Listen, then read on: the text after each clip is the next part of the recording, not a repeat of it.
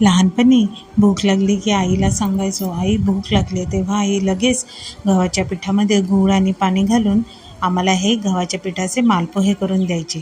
तर असंच हे कोकणात विस्मरणात गेलेला पदार्थ म्हणजेच मालपोहा, त्याची रेसिपी शेअर करणार आहे. रेसिपीसाठी एका भांड्यामध्ये मी 1 वाटी एवढं पाणी घेतलेलं आहे. त्यातच 1 वाटी एवढं गूळ घ्यायचं आणि व्यवस्थित गूळ विरघळेपर्यंत आपल्याला मिश्रण मिक्स करायचं आहे.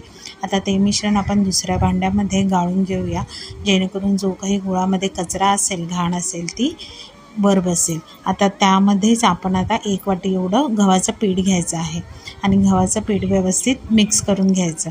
आता त्यामध्ये मी जायफळ घातलेली आहे, छान अशी चव यावी म्हणून बडीशेप अगदी दरदरीत वाटलेली आहे आणि वेलची पूड घालायची.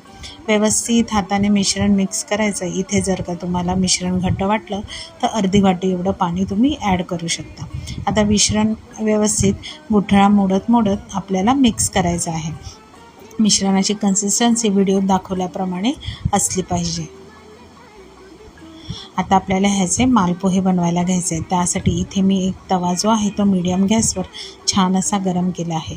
2 पळी एवढं मिश्रण तव्यावर व्यवस्थित पसरवायचं आणि मीडियम गॅसवरच आपल्याला दोन्ही बाजूने बदामी रंग येईपर्यंत भाजून घ्यायचं. साईडने आपल्याला तूप सोडायचं आणि खरपूस असं दोन्ही बाजूने भाजून घ्यायचं. आता इथे तुम्ही बघू शकता छान असा गव्हाच्या पिठाचा मालपोहा तयार झालेला आहे. तुम्ही हा लहान मुलांच्या डब्यामध्ये देऊ शकता किंवा येणाऱ्या श्रावणी सोमवारी नैवेद्याला सुद्धा बनवू शकता. तुम्ही पण मालपोहा असाच करता का हे नक्की मला कमेंटमध्ये सांगा. रेसिपी आवडली तर माझ्या चॅनलला नक्की फॉलो करा, कमेंट करा आणि लाईक करा. थँक्यू.